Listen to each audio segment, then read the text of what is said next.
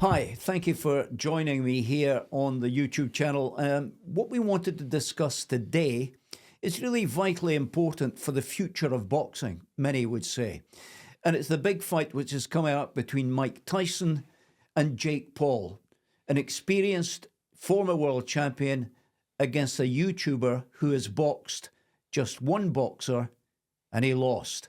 And I'm pleased to say that Mike Holm, who's a mega fight fan, is joining me here, and he's going to punt the questions over here. Mike, over to you. Well, Frank, it's an exciting fight, and I'm glad to be speaking to a 200-fight seasoned fighter about this and get your take on it. There's some factors included in this fight which I think you have a unique perspective on, especially as a fighter who's trained later in life, and you can comment on how Tyson's going to respond and how he'll hold up as an older fighter. Frank, what's your first take when you heard the fight? What did you think about it? Did you think it was going to be good for boxing? Well, that's an interesting one because I think if you ask that question to anybody who's been involved in boxing in a serious way, they would say it's terrible for boxing. I mean, only recently I saw Eddie Hearn saying that it was both disrespectful to boxing and it was dangerous for Mike Tyson. Right, and I agree wholeheartedly with him on that.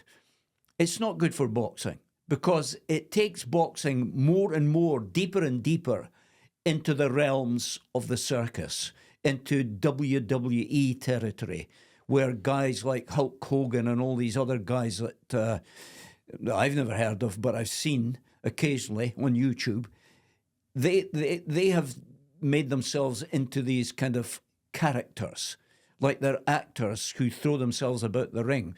And that's kind of what this fight is edging towards, in my view, because you've got a YouTuber who's got a tremendous following and who is quite rightly capitalizing on that following. And he's been brave enough to challenge Mike Tyson, one of the most fearsome heavyweights of all time. And the intriguing thing for me is what happens. Now, I flipped and flopped, in my thinking about this, and I'm not exactly sure as we begin this conversation where I'm going to end up. Frank, the first thing I think we need to do is break down the strengths of these fighters. Yeah. So what about experience? How much is that going to play into Mike Tyson's favour against Jake Paul? Well, that's going to be the major aspect of this, quite apart from, if you take out the things like punching power and so on, experience is absolutely crucial. However, he's 58. He smokes a lot of marijuana. Self-confessed, many times a day. I don't know how that, I've never experienced that, so I can't tell how that's going to impact on his fitness. You don't see many athletes using it. You don't. To improve. No. On their fitness. Why would you do that? Yeah, okay. Here we go. Right. But the point I'm making is that the experience is going to be crucial. And the 2-minute rounds will help Tyson more than they will help Paul, in my view. But here's the thinking. We've got a 30-year age difference. That's phenomenal. And what we've got is a strong guy, Jake Paul, big, young, strong, who's worked extremely hard to get to this point without having actually beaten any boxers. He's only boxed one fighter, Tommy Fury. That didn't go too well. So if we take all the other guys that he's beaten out of the equation, UFC guys and MMA guys and whatever they are, he's now boxing a guy with, with great credentials. And I'm trying to put myself into the shoes of Mike Tyson. I train 3 times a week. I work really hard at my training. I have the occasional spar with young guys. It's only kind of 50, 60% sparring. However, I cannot imagine going into do 8 2-minute rounds with a guy who's 30 years younger than me. So that's where Tyson has got to rely heavily on his experience, and that's what he'll do. Now, by that I mean, Mike, by that I mean he'll use all the different ploys that he can in keeping the enthusiasm of Jake Paul at bay.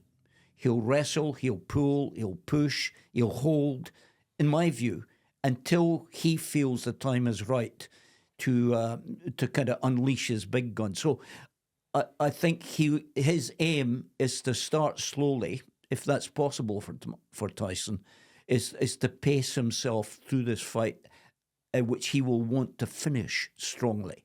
Everything that he knows, just speaking on his experience and the fighters that he's been in with in the past and his training from the past. Yeah. When it's well known that when he was with his trainer, Customato, he was brainwashed as a fighter. And does he just automatically use the same moves that has been just ingrained in him for his whole career, which were very effective for him up until a point as a top heavyweight? Yeah. He loses fitness and he's older, but that experience, you never lose that, right? You don't lose the experience, but the mind tells you something, the body tells you something else. And this is the grey area for me. Tyson will go in there feeling confident, enthusiastic, maybe even a little bit reinvigorated, but this, in front of 80,000 people and, millions and millions of people watching on Netflix. So that will kind of, that will play into his nervous system in a good way.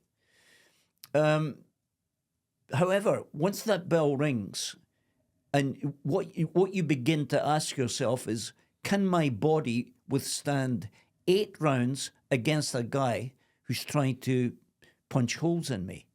And that's the area that not one of us knows about at the minute. We do not know how he will react to being hit. Well, we don't know how hard Jake Paul hits, and Mike Tyson's been in there with Lennox Lewis, Evander Holyfield, and those guys hit hard.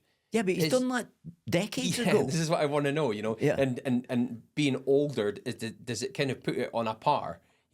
Jake Paul's punches at 58 feel like Lennox Lewis's punches at 38 or 37. That's a really good point. And I think they probably do. I think Tyson going in there. Now, I don't know what... From what I've seen, I haven't... remember this fight was postponed earlier on, and we were being fed constant videos of Tyson in training. I haven't seen many of those. I might just have missed those. But I haven't seen many of them this time. And I'm beginning to wonder, is he training? He says he is. He's training 6 hours a day with a break for a meal or something like that. I don't know if anybody could train 6 hours a day at that level. So I'm wondering how fit he is for this moment. Jake Paul is superbly fit. He works hard. He tries hard. He's got kind of close to zero technique and skill, in my view. But he's a big, strong, young man who knows how to box. Not at the highest level, but there's the question. Is his level going to be good enough to at least match a former heavyweight champion? I don't know. On fitness. Yeah. Okay, so we know Jake Paul's fit. He's fit enough to do the rounds. He was fit enough to do it with Tommy Fury, and that's a good sign that he can go in and do these rounds with Mike Tyson. He certainly has the fitness for it. Yeah. What about Mike Tyson, right? Because, Frank, you've passed that age and you've trained through it. Mm-hmm. How hard is it at 58 years old to get to any kind of level of fitness? Well, he looks fit, right? Quite apart from his smoking. He looks fit and he tells us he's training hard. I think he'll be as fit or much, much fitter than any 58-year-old guy, right? Because he's trained through this. Any other 58-year-old guy would not be able to compete with Tyson. I'm talking generally here. In life, you get a 58-year-old guy, generally speaking, will be thinking, well, would I like to go in with Mike? Of course not, Mike Tyson. However, if he's well enough advised, and if he's the kind of guy who would listen to advice, he will start in a kind of slow way without taking any punches. Do you know, at the end of it all, I'm wondering if this is going to be one of these fights that's been so much hyped, but it will end up as a damp squib. I just don't know. It's a strange one. It's weird, this, for boxing. It's a very strange fight. It might not be.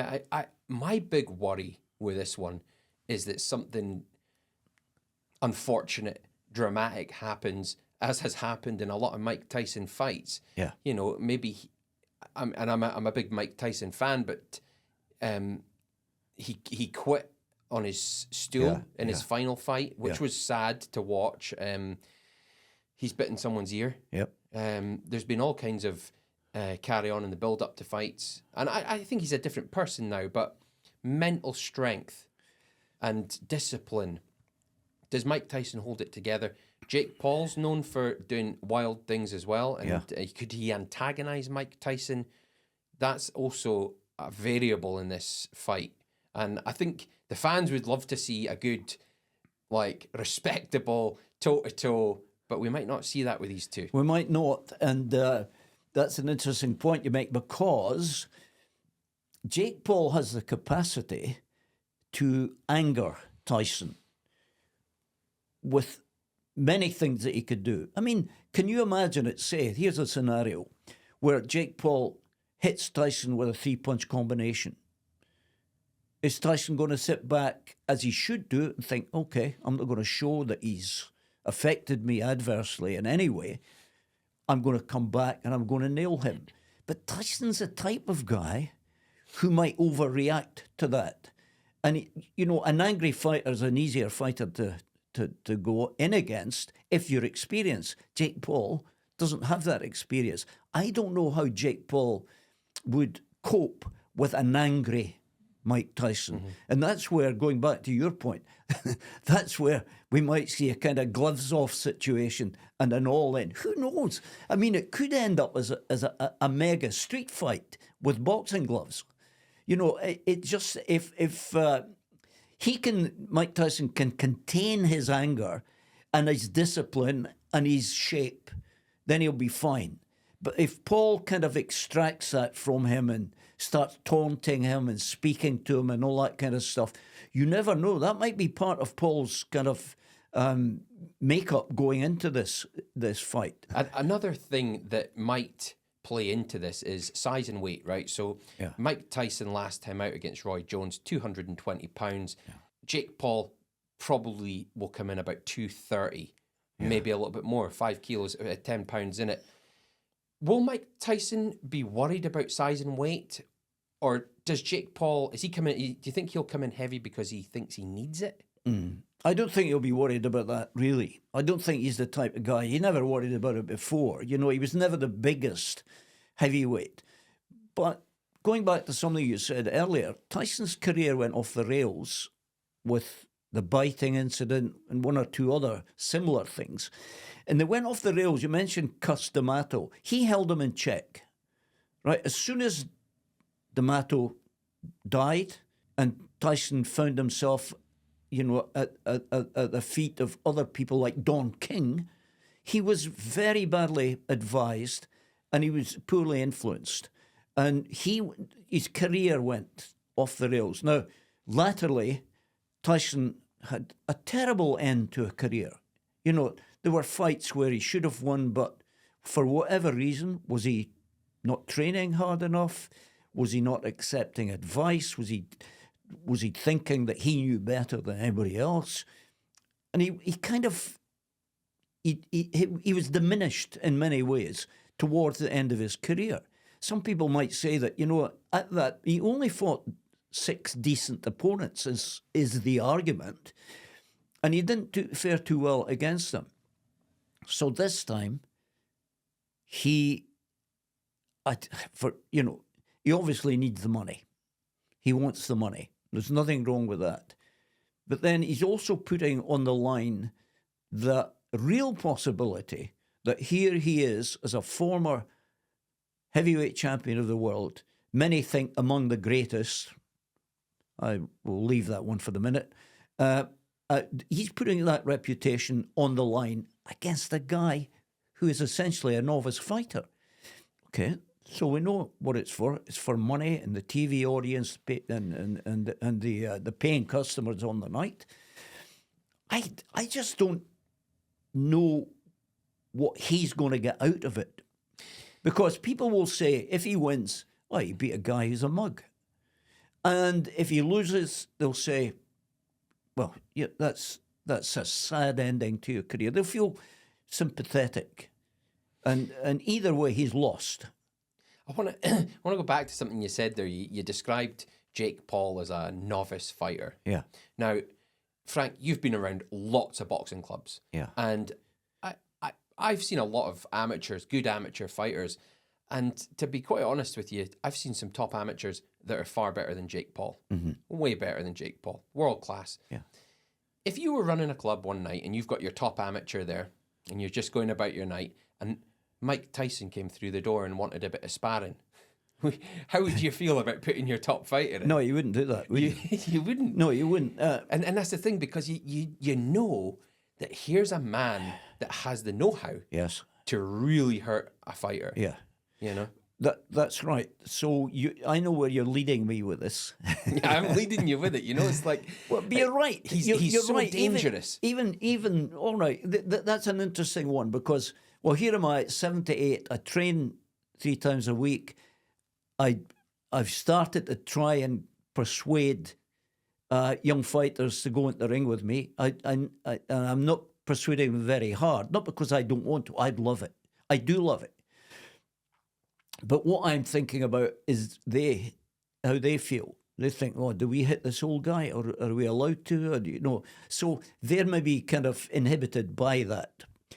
But if you're in a real fight and you've got Jake Paul, who will have no such inhibitions, trying to beat Tyson, and Tyson's thinking, well, my reputation's on the line here. Where do we go with this?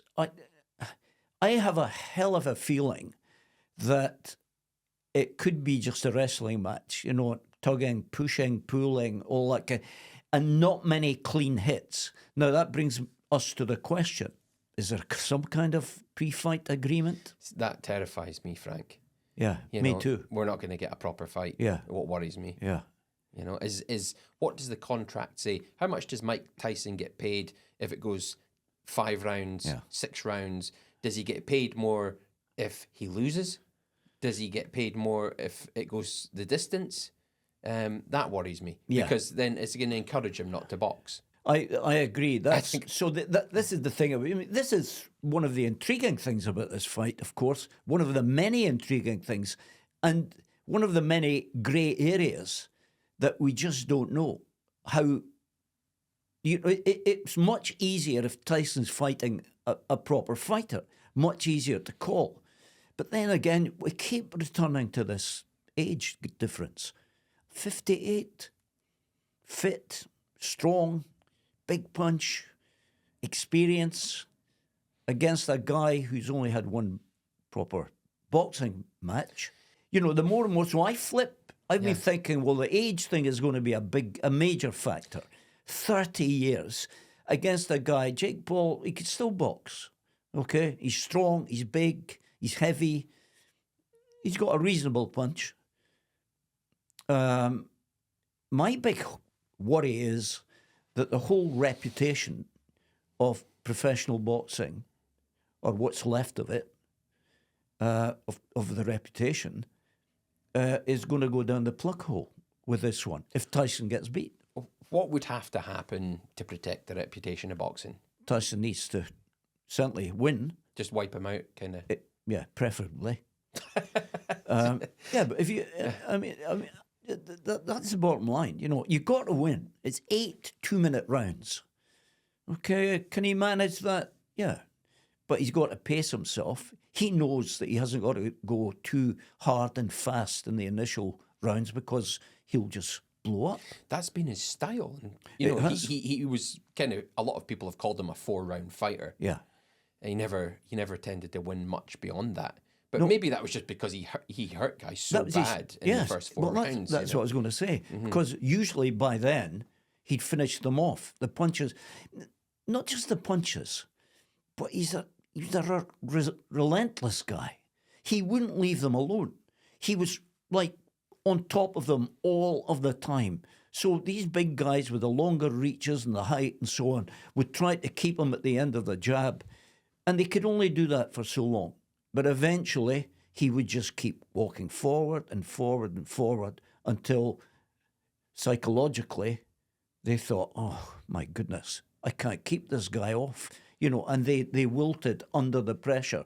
Now, I visualize that's a possibility with this fight, where he will have, and hopefully have the fitness levels to keep it going as long as he wants in terms of the pressing, the attacking, because he doesn't know how to defend, except for moving the head. But he doesn't know how to, he can't, he's shorter. So he doesn't know how to box. He only knows how to fight. And okay, within the fighting, he knows how to move the head like Canelo can do it and avoid the big punches, right? Frank, that's interesting. You don't rate Tyson's boxing ability too highly. From the point of view of it, because physicality meant that he had to have a style which got him close to the taller fighters. Most of the guys he boxed were taller fighters with a longer reach. So the technique that you have there is you've got to get close. What does Jake Paul do when Mike Tyson's right in front of him, like that? When he's closed that gap, what's Jake Paul to do to get himself out of that situation? Well, I think that's the thing. Jake Paul has to have a good chin. Not quite sure if he has. I think we're going to find out. He has to have a good chin, and he has to be able to block and move the head.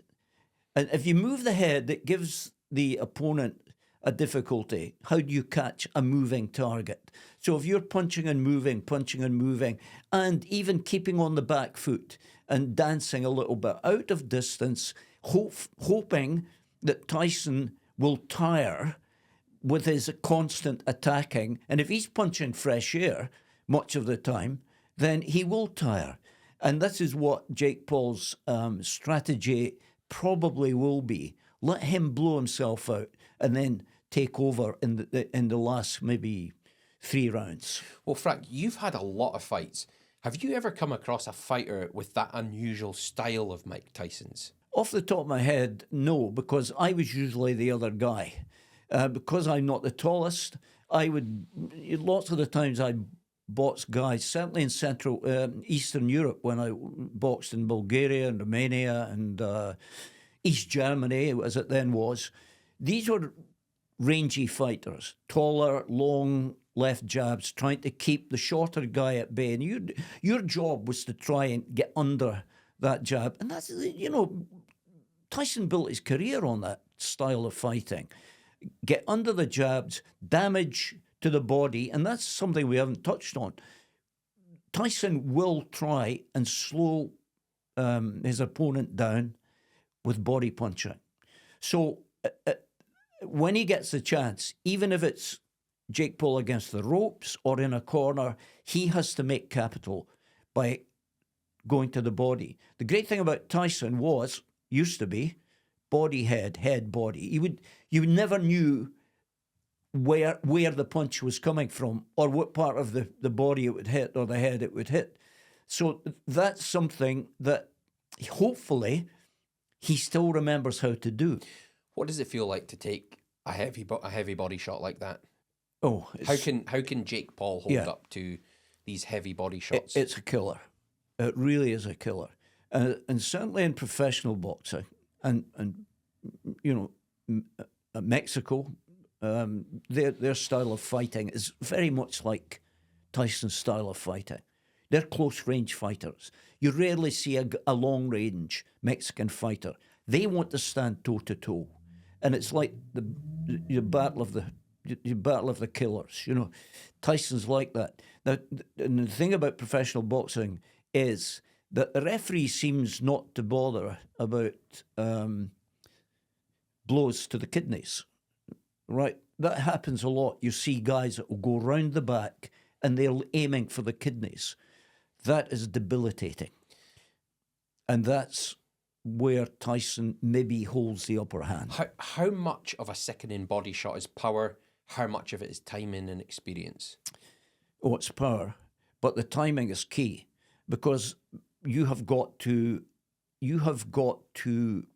recognise in an instant when you have that opportunity to deliver that body punch, right?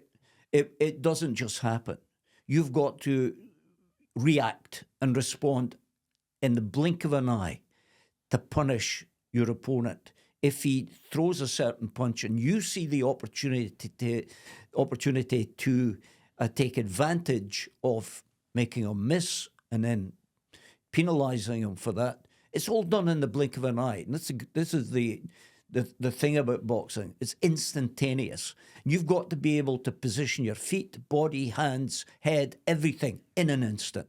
So that's where Tyson has the upper hand. I think that too. He's just gone through those motions so many times in his life. It's in his DNA. Thousands and thousands of times. And this is why I asked you how much is power, how much is experience and timing, because even if he doesn't have the power, just landing it can have an effect, surely. It can. You know, even if somebody pokes you in the ribs just a little bit, it's very uncomfortable. Yes. You know? Well, and I'll tell you what, Mike. Half the amount of power is really going to hurt. Yeah. So let me tell you how debilitating a ferocious body punch can be, especially one that's illegal to the kidneys. I was 17 when I think it was my third international contest for Scotland. It was in the Kelvin Hall in Glasgow, and it was against France.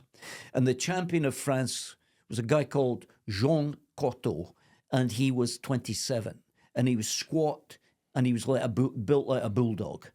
And he had stopped inside the distance a few years earlier, the great Dick McTaggart. One of Dick McTaggart's only 24 defeats in 634 contests.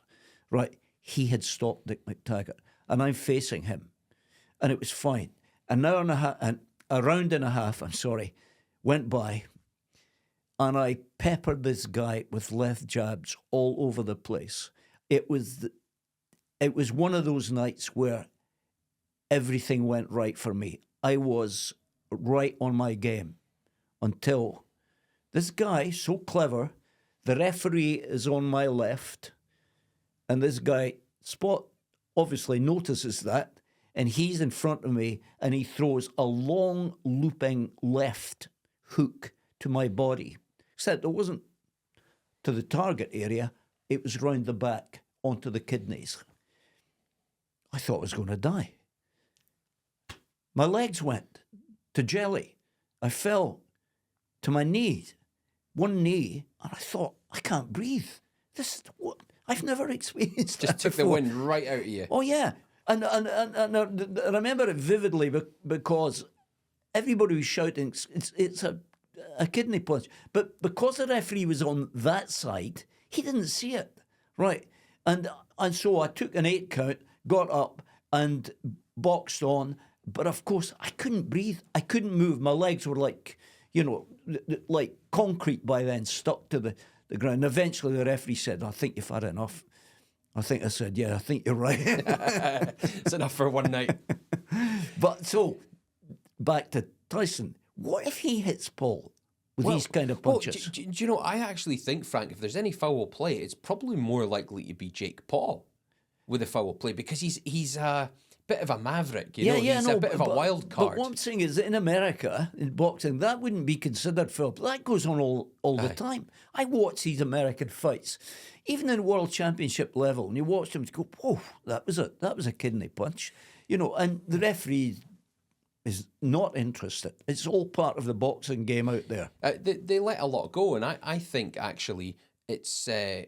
part of the game is to commit fouls now, because you know that the referee's going to give you a couple of warnings anyway. Sure. So there'll be a bit of head rubbing, there'll be elbows, there'll be pushing, and there is fouling that goes on. And I suppose as long as it's not obvious and relentless, then it's probably going to just be ignored. Yeah, but I think a lot of the time it is obvious, but the referees just ignore it anyway. And it's even to the stage where there are some referees, I don't know their names, but I watch them on some of the top fights, where in my view they allow a fighter to take much more punishment than he ought to. That they should step in. That goes on. Should step in. But it doesn't. Yeah, it's crazy. It goes on even today when we're thinking about the difficulties of head punches and what it leads to in old age, dementia, and what you're thinking is, why don't these referees protect these fighters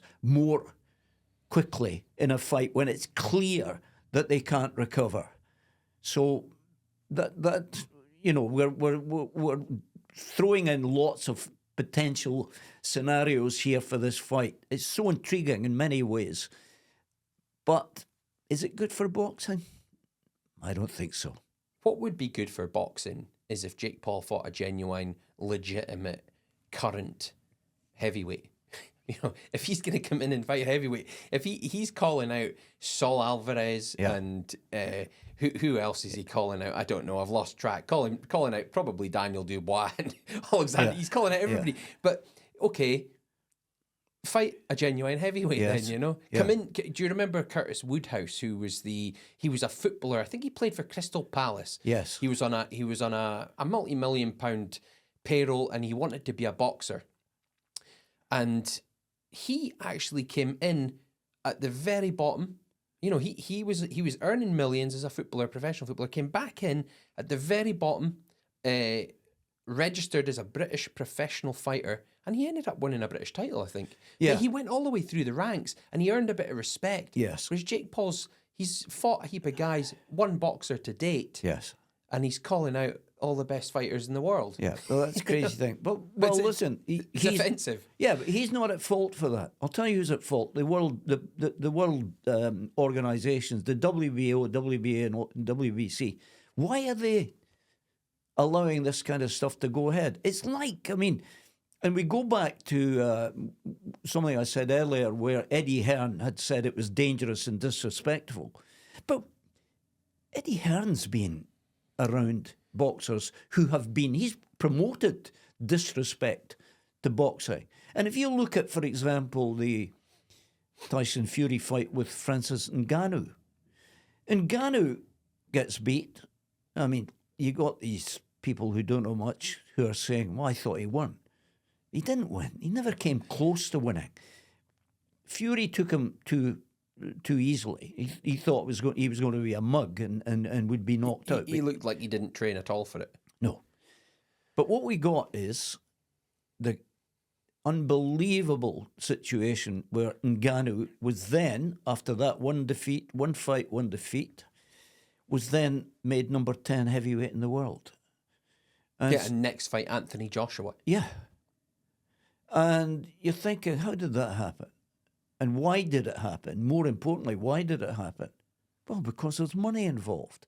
Because you've got all the UFC guys and the other combat sports saying, look, this is one of our guys boxing a top heavyweight and with a real chance of winning. Of course, he never had any chance of winning. It's mad when you think about it, Frank, that he fought one fighter, did okay in an exhibition, and then in the very next fight, he's taken an absolute free hit haymaker from a former heavyweight world champion square in the face. That's what he's been lined up for in Ngannou for his next fight. That's right. It is so unsafe that it's just wild. Right. So if you've got people, top promoters, who are calling this fight that we're talking about, Jake Paul against Mike Tyson, disrespectful to boxing, I would argue that what we've just discussed there with Francis Ngannou and Fury and with Anthony Joshua, that's disrespectful just as much as this one is. Oh, no, ridiculous. Yeah. Ridiculous. A lot of these things. I don't object to crossover fights too much if it's something like there was a boxer, Matt Skelton, who was a world champion in K1. Yeah. And he was able to come in at a high level as a boxer. And I don't object to that too much. And Ngannou was a fighter, but I don't think he wants to come in and his first and second fights are against the current and former world heavyweight champions. No, but that's the thing. You so would crazy. but Mike, you would object to it if you were a heavyweight, number 10, number 8 in the world, and you saw this guy getting parachuted in. Yeah. And so you've been plying your trade in different halls and arenas and so on, trying to make it to the top. And suddenly this guy, because of the fact that he's a UFC fighter with a big reputation, he's given $2 million to fight. I mean, Anthony Joshua and Tyson Fury wouldn't have that guy as a sparring partner. And yet he's hailed as a potential world champion before he went into you got these guys saying, he'll knock Fury out and he'll destroy Joshua. Nonsense. And this is pretty much the same. So I've come full circle here. Mike Tyson, the experience. The only thing that gets me are two things: age and fitness. If his fitness levels are good, then I hope he does a real job and puts this whole notion of outsiders coming in at the top level. I want him to put that kind of notion to bed once and for all, and let's stop these ridiculous fights going on ever again. I hope Mike Tyson flattens him. My feeling for the fight, Frank, is I think Tyson's probably going to knock him over, show him too much power, and then he's just going to take his foot off the gas until the end of the fight. And that's going to be awful to watch.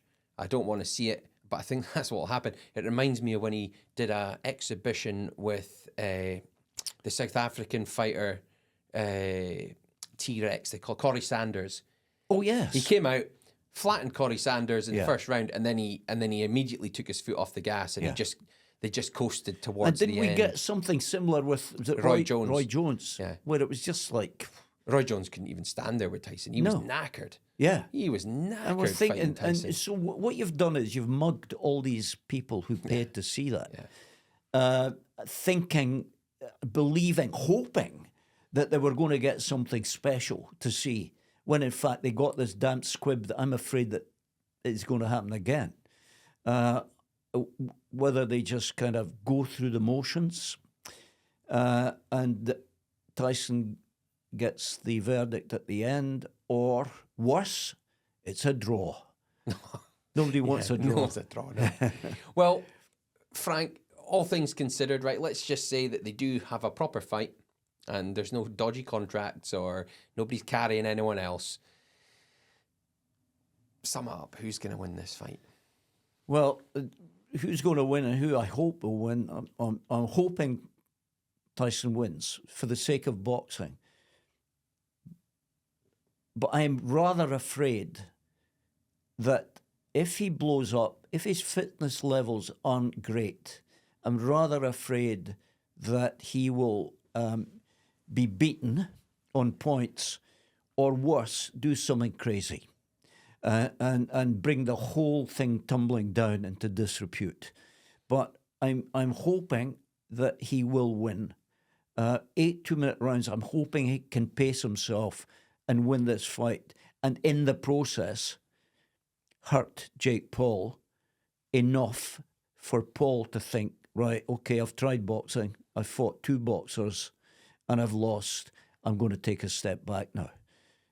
But whether he could do that, I don't know. Listen, I'm not one to sit on the fence. Tyson on points. I hope you're right. I'm looking forward to it. I'm a big supporter of Mike Tyson. Yeah. I'm going for Tyson. I think Tyson on points as well. I think he'll have the opportunity to knock him out, and he won't. If they do have a proper tear up, Tyson for a knockout early as well, and easily.